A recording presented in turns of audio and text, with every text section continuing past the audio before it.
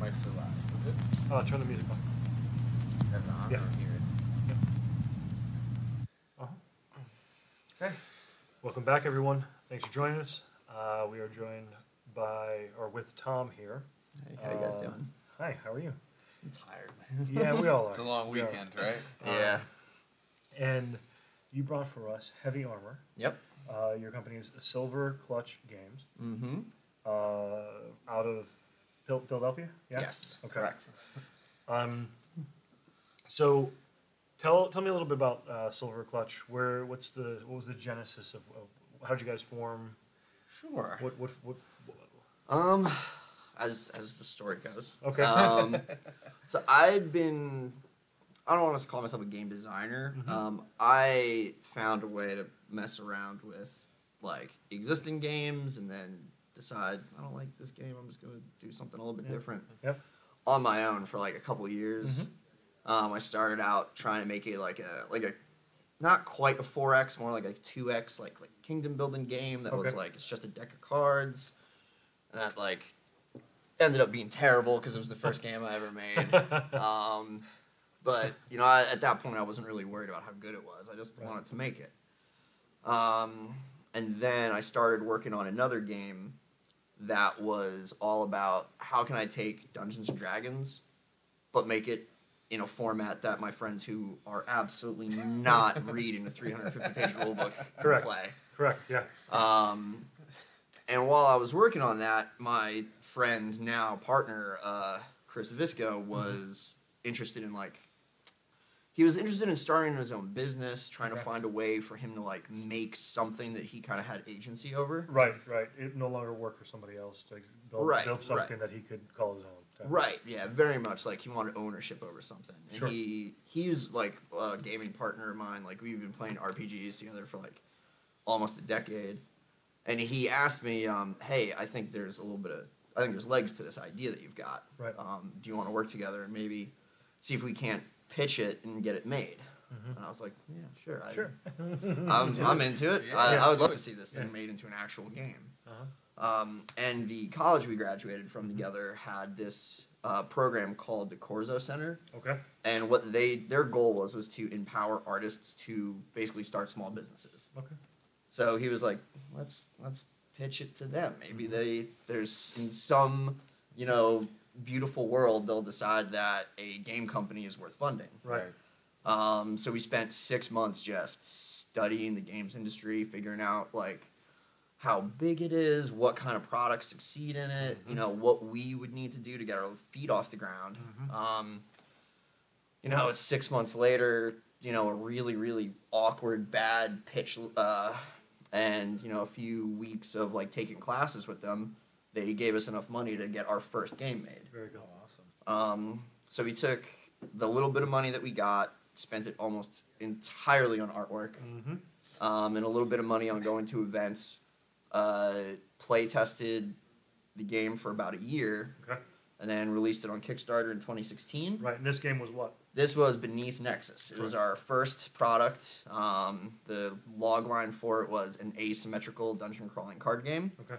The premise of it was that it was an ancient city called Nexus that was super wealthy and powerful and had all these amazing artifacts and beautiful buildings that drew its power from this thing called the Ether Well. Okay. It was just this font of magic that was overflowing. Yeah.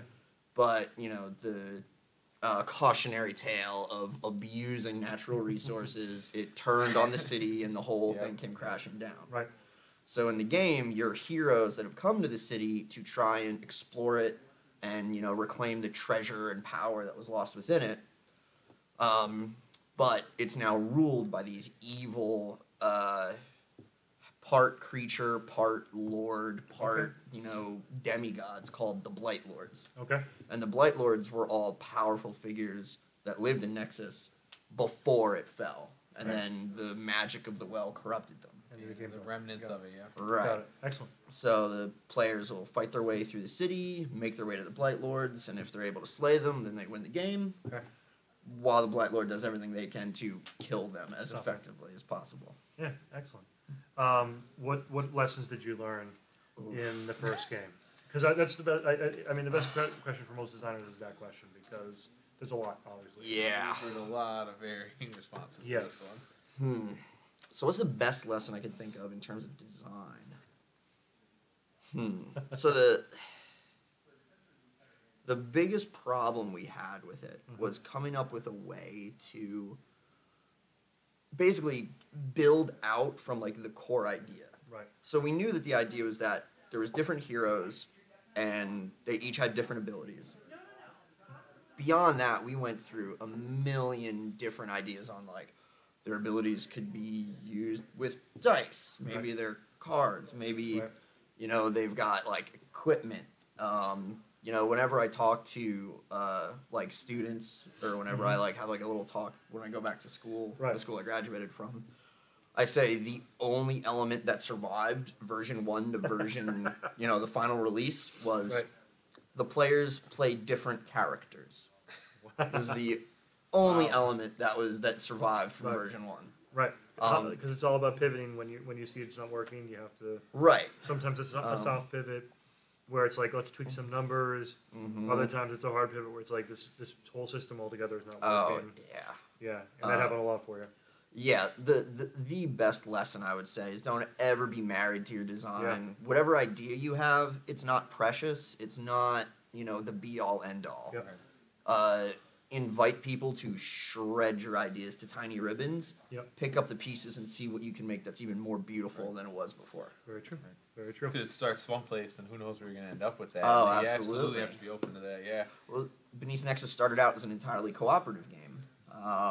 And like that was a big goal of ours. It had to be cooperative. Right. Which D&D would be, so it makes sense, Well, we found out the big lesson we learned there was in a cooperative game, you really run into that alpha gamer problem. Yeah. You know, one person just says, you do that, you do that, you do that. Yeah. We made the Blight Lord roll, and all of a sudden we have the perfect place to kind of push that alpha gamer. So then everybody else can kind of breathe a little bit and play cooperatively. And how they want to play, Right. And the person who likes to be like the orchestrator has a nice role built perfectly for them. Exactly.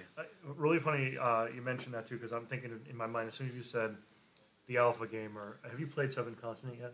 Ooh, no, I haven't. So one of the, in a way, flaws of Seventh Continent is they're actually, you're working cooperatively as a group to control all characters at all times. Ooh. And there is no turn order, there's no initiative. So people just raise their hand and say, I want to go. And they can take 25 turns in a row if they want. There's no rule that says they cannot do that. So the reason being is because min-maxing collectively as a group, you're all sort of making that decision. And if you have an alpha gamer, it's very rare that they're gonna ever want to step back and be like, you take care of this, right? And that's one of the inherent flaws in the game. And even if you have those more shy type players or in a group, they'll never even want. They'll sit back and like not even like aggress or say, "Hey, I think I could do this." You know what I mean? Right. And I had a friend that was playing the game with me. We actually played it on Tabletop Sim early on, and they said, "I hated it." And I said, "Well, what happened?" He's like, "Well, you never let me take my turn." And I said, "You never asked to take your turn." Every round, I said, "Who would like to go?" "Oh, I don't know." "Well, okay, I'll go." You know what I mean? Like, and that's what. So I'll go again. There's always that, like at every table, there's going to be at least some friction of communication. Not everybody communicates the same way. Very true. And a lot of like arguments are born out of people just not understanding what the other player next to you is trying to say. Very true. Very true. So fast forward, Beneath Nexus comes out. Tell us a little about, the success or whatever, lukewarm response. What happened? So leading up to the actual Kickstarter, we had a pretty good plan of, how we're going to promote it, how we're going to get out to reviewers.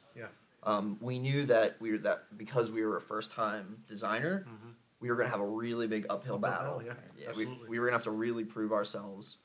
So the number one, ethos that we kind of followed for the design of the game was that it needed to look awesome. Right. both me and my partner have. You did your research, man. Thank you. You did man. your- Yeah, It does yeah. look awesome. I love the art style of it. Thank you Yeah, very I much. really do. So we both have a background as artists. We come from an art school. Okay. So we knew so many artists that are amazing, and even more than knowing artists, we know how to work with artists. Right. Right. Which is huge. Yeah, huge. the number of people that the number of game designers that I've talked to that are like, I mean, that's just gonna do it for me. You want how much for it? Like, yeah, it's like Well, people get surprised when it's like Yeah. they want like $200, and it's like, Do you know what goes into that? Like really Yeah. goes Right. into that $200. Yeah. right. The And- torture that some of these guys put themselves through Oh, just yeah. to make a piece. Mhm. It's not cut and dry. Like here we go. Boop, boop, boop, boop. I mean, they're going. Nope. Okay. Yeah, it's an act of creation. Right, absolutely. Anything that's creative, it hurts a little bit. It hurts does. a bit when you make that. Yeah. There's a And lot then of when you have to struggle. release it to someone else.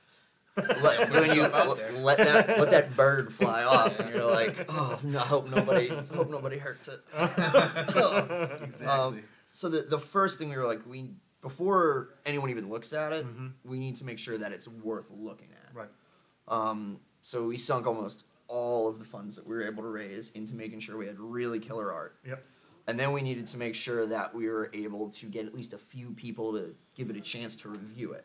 Yep. We put together a massive list. I think we had between 70 and 80 different reviewers. Wow. Wow. Yeah, we emailed all of them. We had like 50 prototypes made up. I think Oh we my ended God. up. So yeah, there's a lot of prep there too. Yeah, we mailed out at least 30 prototypes, and of those 30 prototypes that we mailed out to reviewers, I think we only got between 8 to 12 that actually reviewed it and released a review.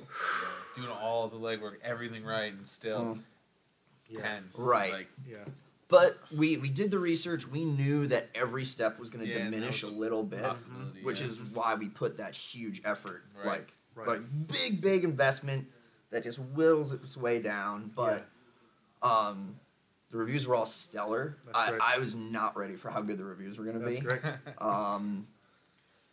Well, I think it was Board Game. I think it was Board Game Authority that did a review that Okay. said, like they just had a really small little quote that it was just easy, accessible fun. Yeah. And I was like, that is everything That's that I could perfect, want yeah. in a quote. That's everything I want Yeah. out of the reception. Mm-hmm. that's a perfect, like, throw it up on the Kickstarter. Right. there, Um, Fits literally right in perfect, line. Yeah. Yeah.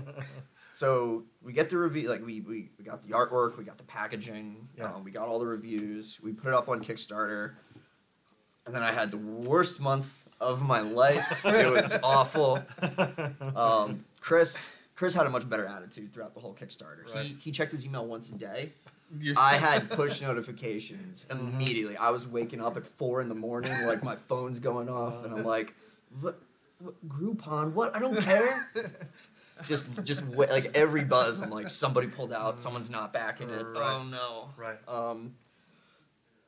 Terrible sleepless month later, we end up overfunding. Very good. We were shooting for 20K. We ended up raising 27. Beautiful. Oh, that's nice, yeah. And then after that, we just posted a message to all of our backers. We thanked everybody, and we let them know. A month from now, we're gonna get started delivering Yeah, it. exactly. I'm gonna spend a month asleep. It's a rest period. Well, did you guys do backer kit and stuff like that? We did not. Okay. That was a huge lesson we learned in terms of like actual development. Right. Like we thought that we wouldn't need backer kit. We Right. wouldn't be a big enough Kickstarter Right. for that. Oof, No, huge big mistake. mistake. Yeah. Yeah. The next time around, we're absolutely gonna have like a whole either kick tracker or backer kit. Because you have opportunity for pre-orders and things like that. Right. In the board game realm, and I think there's a mix there for the pre-order system, because if you make any retailer agreements prior to, so if you have in your pledge levels a retailer agreement, one of the dangers you have is that if you have a pre-order system and retailer agreement, that sort of takes away from your retailer's chance to sell it. Yeah. So there's like this balancing act you have to play in that as well, right? Yep. Because you want to sell more, Of but course. you also want to make sure you're selling more through the right channels. Right. But maybe those channels might drop the ball, so you're gambling on making that agreement with them. So Well, it's like, Even right now, we've got Yeah. people saying, "I want my local game store to have this. Can Correct. you sell it to them?" And we're Right. like, does your local game store order through Alliance? Right. Just call them. Yeah. And like we want to move our product. Like we already sold our product to Alliance. Correct. But we need those relationships to be healthy, good relationships. Absolutely. And we would rather have the bigger distributors see that, if we buy Silvercliff products, they'll move down the road, even though we're giving up like a sale now, we're building a lot more faith from much bigger customers. Right. I've had talks with FLGSs because I've been backing a lot of things over the last year or so. And really the value prop for them and what they should be doing if they want a piece of this action is they should be talking to you leading up to the end of the campaign, making agreements, and actually running a pre-order system out of their store so that they give you a list. I need 20 copies, verified. Yep. You know, I have 20 copies sold. I need that, plus give me another 10 on top of that. Give you a solid number. Absolutely. So then you're not lost in like the world of you might buy these, right? Yeah. Maybe need 2. Maybe it's need about 10. It's about that cooperation, and I think that they're so. It's a new world for an FLGS, and some of them, I mean, are operating in old world. And it's hard mechanics. for FLGS, Yes, it man. is. Like It is. They're not operating on huge surplus budgets. They're not. No. Like it's hard for them to carry something. Like no matter how cool these smaller Kickstarter games are, I agree. Yeah. they need to know that's product's gonna move. That's why a lot of them are like, 50% magic. Right. And then they've got like that nice robust. Yeah, they're absolutely. 50% magic is Yeah. really solid. Yeah. I mean, that's that breadwinner. Yeah, this is man. the one. Our local one is probably at least 50%. Yeah, more like probably 80, and then like 20% Pokemon. Yeah, ours, mine's definitely like at least 80% magic. Yeah. Like that's what moves for him. Yeah. And I think if they learned or at least had that communication with the project teams that are on Kickstarter, then it would help improve that flow. Absolutely. Because then it's more solid. I have 20 people pre-ordered. I know I'm gonna need that. I know that's money in the bank for me. So let's go ahead and set up an agreement. And then you're like, okay, you know what? I'll shut off pre-orders on the back end because now I know you're getting this, right? Yeah, of course. And I think that's why to ask, because some of the retailers are asking for that. We don't want pre-orders on backer kit because then it ruins our chances of selling it. It's like, yeah, well, I don't know your chances of selling it, and if you're going to sell any here with this like really loose agreement we have right here. So yeah, and it's a big stress for the developers too, because if you're Yes, a small developer, then that's a much dicier decision. Yes. If you're like Stonemeyer, then, you don't sweat the pre-orders. You know it's moving. You do know it's moving. It's actually probably everything you printed is already sold, and you're and the you're next waiting for printing's already sold. Yeah, right. Wingspan's already on what? It's like third? I think it's third printing. Yeah, like. Yeah, exactly. It's a whole different world at that level. And that's what the dream for everybody who gets to that level, It is the dream, but I mean, the passion doesn't come from the dream. I think the passion for most people who survive in this industry comes from the desire to just design. Absolutely, I agree with that 100%. Because anyone who's chasing the money is going to fizzle pretty quick. Maybe they get the hit, but even if they get that one hit, it's a one-hit wonder. The ones that truly survive in this industry let the passion lead them and not the money. Absolutely. But it's definitely difficult when you have to pay the bills, right? But it's about the whole thing's a balancing act. And I think you guys are on the right track. Man, I appreciate that. I very much hope you're right. We're trying. We try every day. Yeah, absolutely.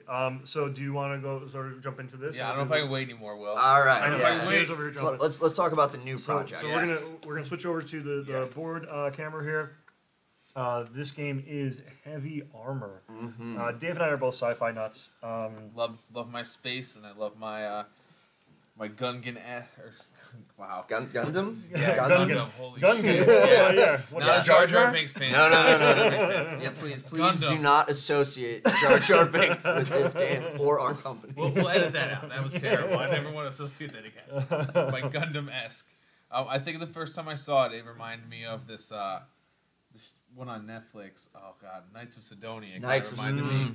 Just like the design, it kind of reminded me of it. Oh man, pour one out for season 3 of that we're never getting. I know. But it's again. I don't mean that like any particular way. It just reminded me of it, and I like that. So it was definitely eye appealing. Beneath Nexus design was born out of like a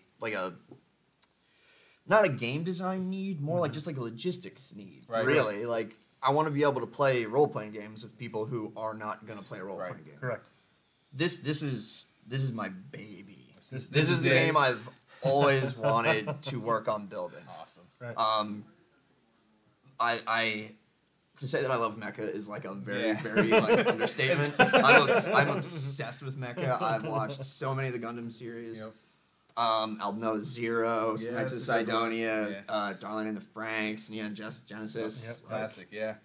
I love mechs. Full Metal Panic.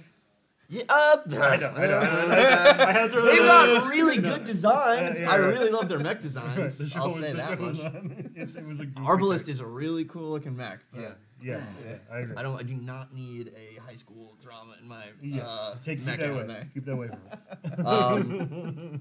And the other thing that I've wanted to love, Mm-hmm. and I've never found a game to fall in love with, is skirmish combat. Yeah, absolutely. I love the idea of like you just have this elite team, and you have two elite teams, and you're going to run at each other, and whoever is the best is going to come out the winner. Correct. Every skirmish combat game I've played it's either too crunchy, or it's got problems Too with light.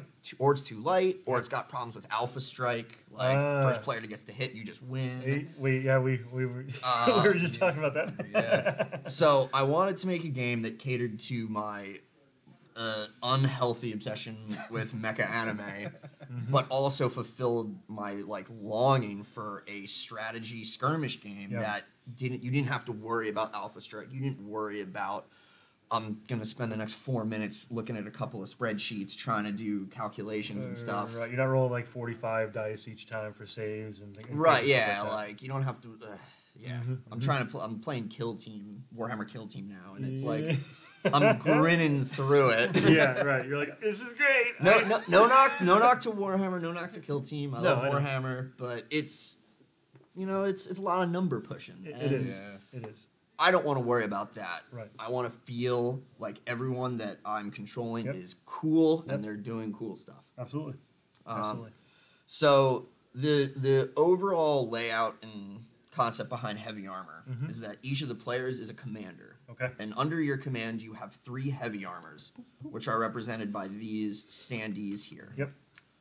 And in addition to the 3 heavy armors, which are the main characters in your anime, you've got 6 light armors. So little guys. Yeah. They are your cannon fodder. Yeah, there you You go. know, Kind they're of- your kind of Zakis, your reconnaissance, Leos. yeah. You know, they're really there to show you how cool the heavy armors are. Very cool. Yeah.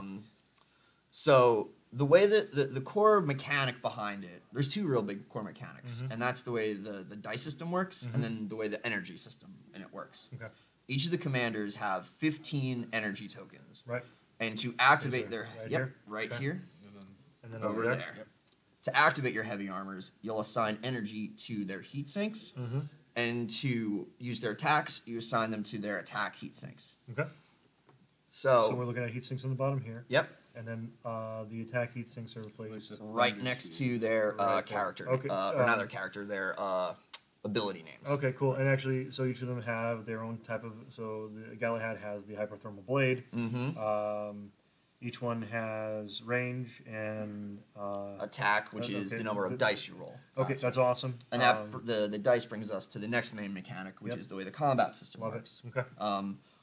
The only skirmish combat game that I've played that I was like, this is awesome is X-Wing. I think X-Wing is a really, really good game. Yep. It's the first time I played a miniatures game that made me really believe that miniatures can be a really fun game for board gamers as well as war gamers. Yep. And I loved how it was an opposing dice roll. So we designed our game to use opposing dice rolls between attackers and defenders. Right. Our dice have 3 results. So you've got 2 sides that are blank. Okay. And that just counts as a miss. Yep. Fizzle. Yep. Yep. You have 3 sides which are hits. Okay. And then the last side is a double hit. Oh. So you can either roll 0, 1, or 2. Yep. And that the 2 helped give that little bit of over the top anime swinginess that we're looking for. Yeah. I was actually just testing, and we got some feedback. People from some people that were saying it feels really swingy. I was like, well, it's an anime, so Yeah. how many times does Goku die? But not really. That's literally perfect. Yeah. So the way that the dice work is that the attacker will roll their dice, the defender rolls their dice, subtract the defender's result from the attacker's, and that's how you get damage. But there's a few ways to mess with that. The first is supercharging your attacks and supercharging your defense. So you use the energy to attack, but you also use the energy to supercharge. Right. For every energy you put into the heatsink, you supercharge the attack by 1 more. Okay. So that means that you'll add that many more hits to your roll. Oh, okay. That's So nice. so if I'm a character going up, so if I'm like one of the melee characters, and I'm trying to take a swing at like the big defender, Right. I know he's got a really big shield that's going to take a lot of power for me to tear through him. I could supercharge by just dumping 3 energy into my heatsink, and that lets me add 3 to whatever I roll. Interesting. So he knows I'm coming at him with a big hit. Yep. The defender gets to supercharge as well. Okay. So the attacker will supercharge, make their roll. The defender gets to supercharge and then make their roll. Yep. And the idea behind it is that there's 2 real economies that are at odds here. You have the economy of your hull points on the heavy armors, but you also have the economy of the energy that you have. Okay. You know, you could dump a lot of energy into one unit, and it might result in a lot of damage to the hull, but the defender might dump a lot of energy to make sure they're defended. Right. Even though a lot of damage isn't resulted, you're attacking their energy pool, which is how active they're able to be. Yep. So even if you don't damage them, you've restricted how active they're able to be to attack you. Right. So depending on the situation you're in, you might say, all right, I can't save, like if there's a fight going on in this corner, but your active armor's over here, it's like I can't get over here to save him, but I could pressure him and force my opponent to use a lot of his energy. True. So he won't be able to like do a lot on the other side of the board. Right. Right. The last really big element of the game is the way that we divide up the hull points on the heavy armors. Each heavy armor only has half of their hull points on the front side. Okay. So as they take damage, they'll count down until they get to halfway. Right. If a heavy armor takes more than half its health in damage, the card flips over.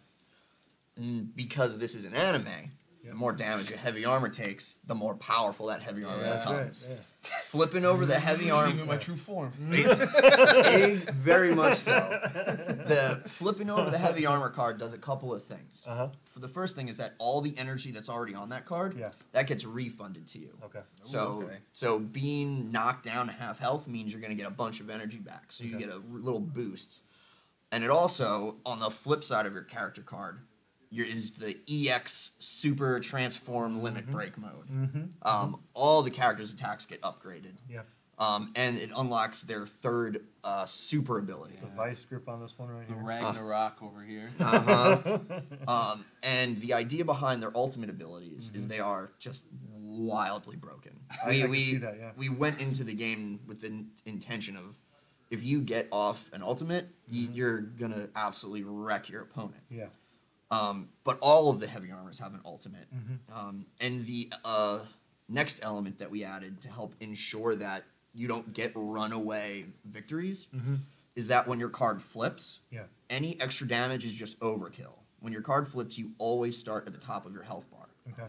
So if you're really strategic and you're able to like eke out like your armor surviving at the last slot on its front side, you feel free to go ham with him into your opponent because he's only going to take one more. He's only going to take one more damage. Yeah, okay, I like that element to it. Yeah, like a lot of what we were trying to do is have really over the top, really powerful attacks, lots of aggression, but then lots of counterplay that not eliminates the aggression but turns it on its head. It's like a mitigation type thing. Right. We wanted the game to feel very back and forth. Right. So how do we win?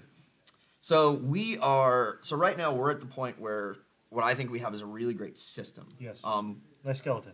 If this was just going to be just a deathmatch game, I'd be like, it is a great deathmatch game. We could ship it as is. Yeah. I don't think a deathmatch game Please tell me you're talking scenarios here.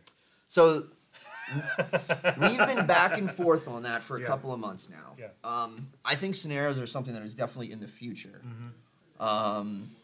We've Like tried an some add-on down the road, maybe. not an add-on. Like we want scenarios to be part of the game that we release, but the problem that we're having with scenarios is we need the focus of the game to be the combat. Right. So the scenario can't detract from that. Right. You So we have to like control this area. Right, like we tried area control. Yeah. Everybody hates area control. Yeah, right. It's like we have got giant robots hurtling through space at hundreds of miles an hour with giant boosters. I don't want him sitting in one spot. Very true. Yeah, Yep. just like playing defense. So the concept that we were talking about today was a notion of as you damage your opponent's team, you start racking up a points meter. The points aren't how you win. Okay. You're trying to get to a points threshold, and once you get to the points threshold, that then unlocks your objective.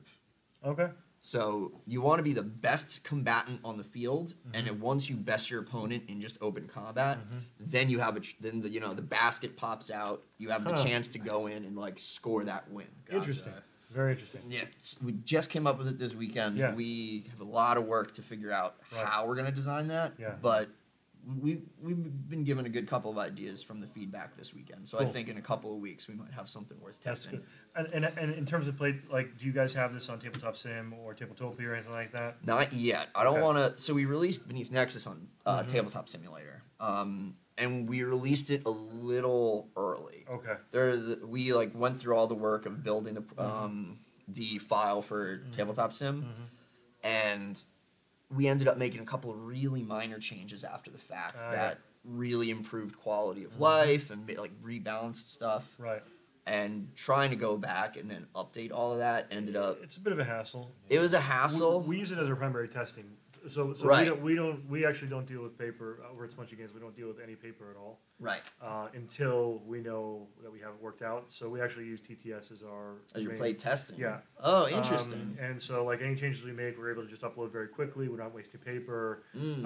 All of our in-house testing we can just do very quickly. And then as we move to the public testing stage, it's there and available for everybody. We don't have to cart it around with us, right? I would love to hear your pipeline for doing updates to that. It's not that difficult, to be Okay. honest. Well, the way I found how to do it was a huge nightmare. So Yeah. please tell me what I was I doing mean, wrong. part of it is InDesign as your Right. base for cards.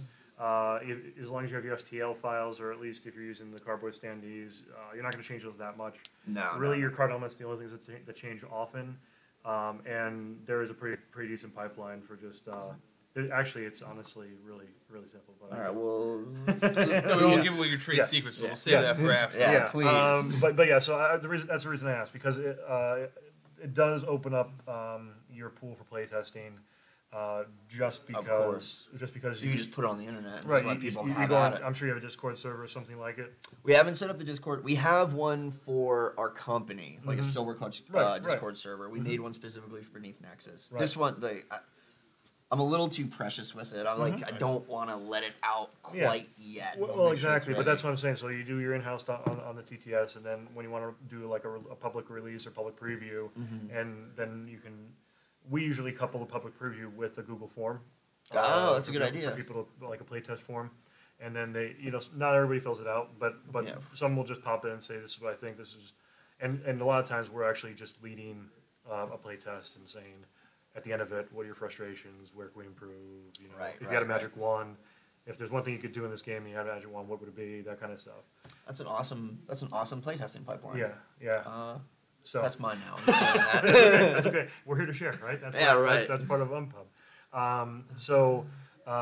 But yeah, that's kind of that's why I asked, because often we use our series of Discords, like through Geek Spiel, through Smunchy Games, through Happy Fun Time Live, and our existing communities to try to send like trickle down changes and say, okay, let's go ahead and play it, see what you guys think. So. Right. Yeah.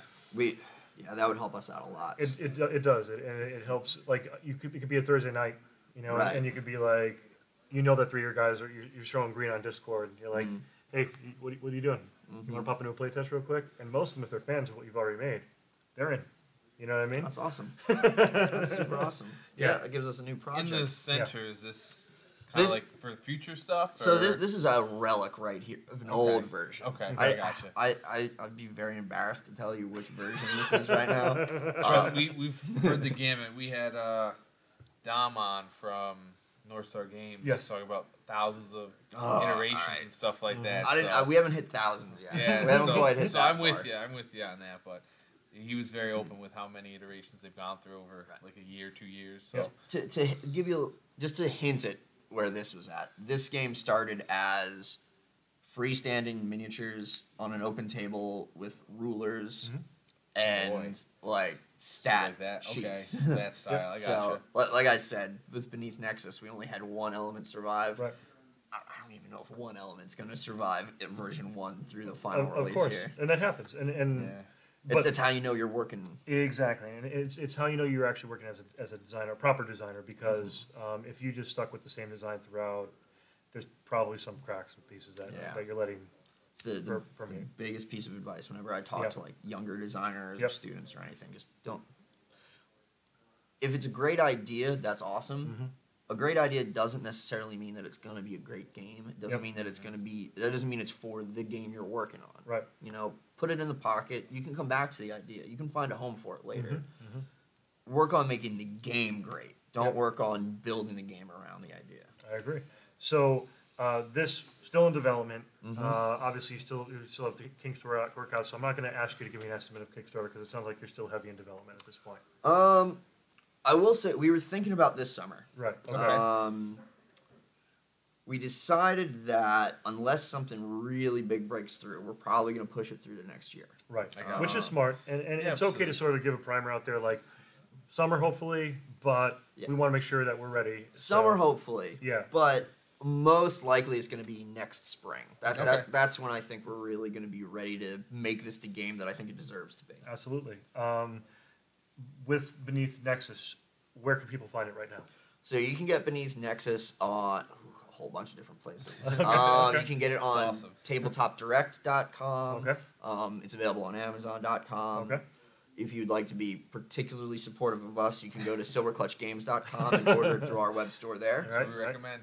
I think on our web store we have it at the end of product pricing right now. Okay. I forget what we set that pricing to, but it's a good deal less than our initial release cost. Okay. And you know, first and foremost, if you can find it at your FLGS, go to your FLGS and get it there. Absolutely. Yeah, because and really what it comes down to is it's going to keep them in the pipeline. So if you go to FLGS and you're like, hey, listen, I really want that Silver Clutch game, then they're going to want to buy the next one, right? Right, exactly. So excellent. Any other plugs? Anything else you want to talk about before we sort of move on? Next convention, PAX East. So we're not going to be at PAX East this year. We were thinking about doing it. It ended up just being too much too soon. Yeah. We weren't going to have anything. We would end up testing the same stuff that we knew was outdated. Right. And it didn't make sense for us to get there. Yep. We're probably going to hunker down and try and power through all the way through Unplugged. Okay. Smart. I'm so my 3 a year now, technically 4 because I have 1 local, but I semi-count that one. Yeah. It is this. Mm-hmm. Then I'm folding in Origins this year. I'm going to Origins, and then Unplugged. Right. And those are like the main ones I like to hit. We may play around with the idea of going to first exposure at Gen Con. I've been to 1 Gen Con. I don't know if my soul is ready to wade through that storm again. Yeah. But I would like to get because Gen Con is some of the best play testing we got through first exposure. Those guys, they just brought the best testers to us. So I guarantee you we'll be at PAX Unplugged. I guarantee you that we'll be at MagFest next year. We always do MagFests. Okay. I just heard about that for the first time, and it sounds awesome. MagFest is. Oh man, I am. Yeah. I heard wild things about MagFest. So it's not a game convention. Yeah, I know. Yeah. It's a 4-day, 24-hour. Yeah, saw that. Gaming music convention. Yeah. So it's like just a high octane dance party the whole weekend. And the best part about being in tabletop there is that it's a 24-hour convention. You've got a lot of tons of time for people to come.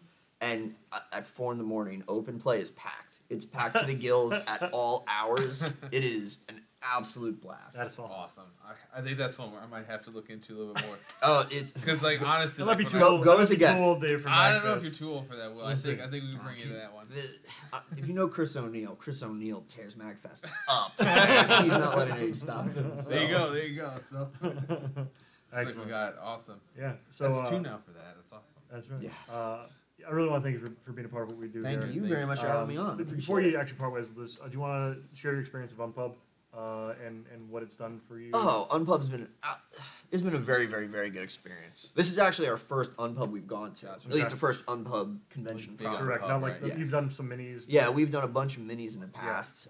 We are terrible about our event registration. Every time someone asks, "Oh, are you going to Unpub?" I'm like, "No, let me sign up." They're like, "Dude, it's been sold out for a long time." Months ago. Unpub is awesome because people come to the table already knowing that they're going to be tested. They already that's great. know that you're looking for feedback. They have the right mindset. Yep. Most other conventions that we go to, in public playtesting is a big part of our process. Right. Every time we have a booth, we have a section dedicated to the new product that we only want testing feedback on. Right. But a lot of people at most conventions are looking to buy stuff. Yeah, they're looking looking Very for true. this out and ready. Yeah, they're not coming to the table with the Yeah. idea that And they're you- going to have and to you don't- give yeah. you feedback. And you don't have that here. That is a nice thing. Yeah, people are they come with the right mindset. They come with the right experience of play testing. Yeah. They're able to like kind of pierce through their first impressions and say, "I know this feels swingy, but I Right. know that the real problem is like this element." Absolutely. So getting that just high quality, solid feedback has been absolutely worthwhile. Awesome. Excellent. Again, thank you very much. Thank you Thank very you much, very much, guys. Tom. Best Thank of you, luck. appreciate I it. can't wait to see Thank new you. iterations of this, and we will talk. Oh, absolutely. All right, thanks, guys. We'll be right back Thank you, with guys. Winsmith Games. So we'll see you in a little bit.